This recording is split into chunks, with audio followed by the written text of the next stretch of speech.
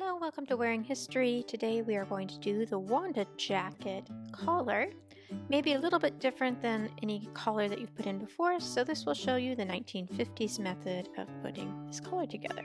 First thing you do is sew that center back seam, then you lap the collars over each other, matching the notches, and you're going to pin them. There will be a little bit extra ease. The undercollar is cut on the bias. This will allow you to wiggle all the pieces in so that they match, then sew around the outside edge. Clip your corners as much as you can to get those corners nice and crisp. I will often trim my seam allowance down halfway, so this seam allowance is 5/8. Actually, I'm grading this here, so one side is shorter than the other side, and that means that you're not going to have a bunch of bunching. This is called grading your seams, which is different than grading your pattern sizes, of course.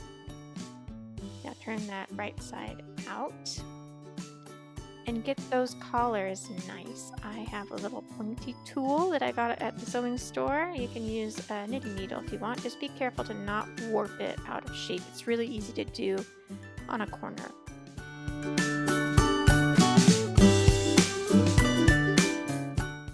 You press that flat, and here it is. Now grab your jacket piece, fold it right on that line that you marked previously.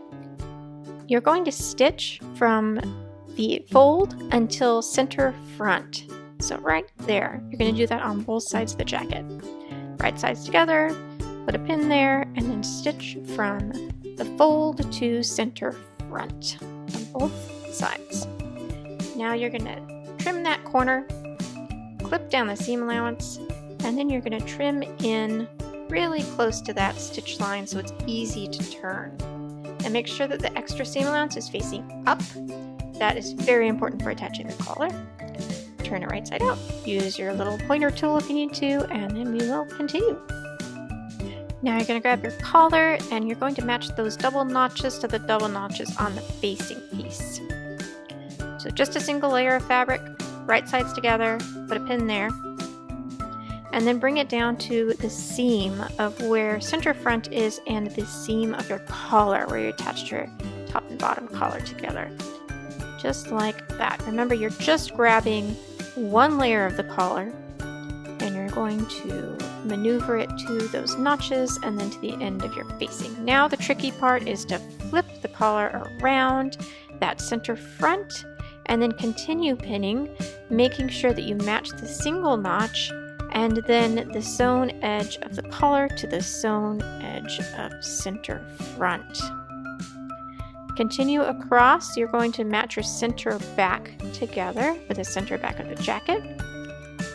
And you're going to ease all this extra in. Since that is cut on the bias, it should be relatively easy to wiggle it into place so that it lays nice and flat.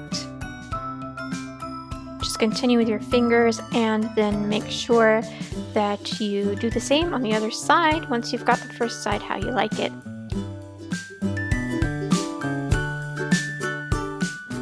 So do the same for the other side. Once it's pinned all the way, it'll look like this.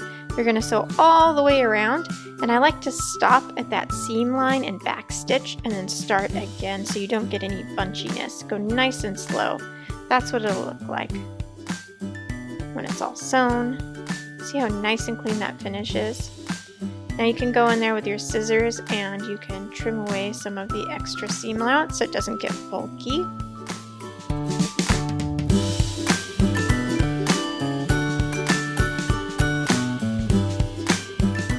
Obviously this is sped up. Go as slow as you need to go. So then you're going to put your seam allowance facing up, and you can see the seam allowance at the edge that isn't sewn on the collar is long still. I didn't trim that part.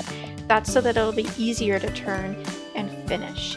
So now I'm taking my hands and smoothing the fabric on the table to make sure I don't have any weird bumps or ripples. Use as many pins as you need to. You can also baste this by hand if that's easier for you.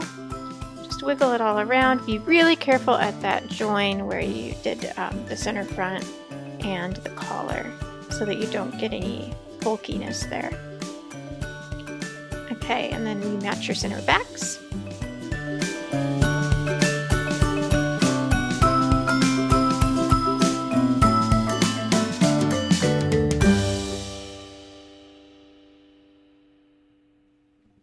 I'm going to sew this by hand, but you could do this by machine if you wanted to.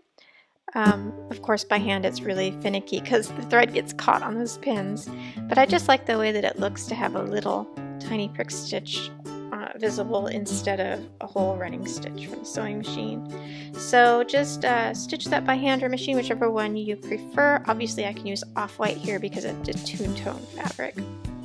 I'm taking just a little bit of the body of the jacket and a little bit of the fold of the collar, and this is encasing the raw seams. It's basically like a whip stitch.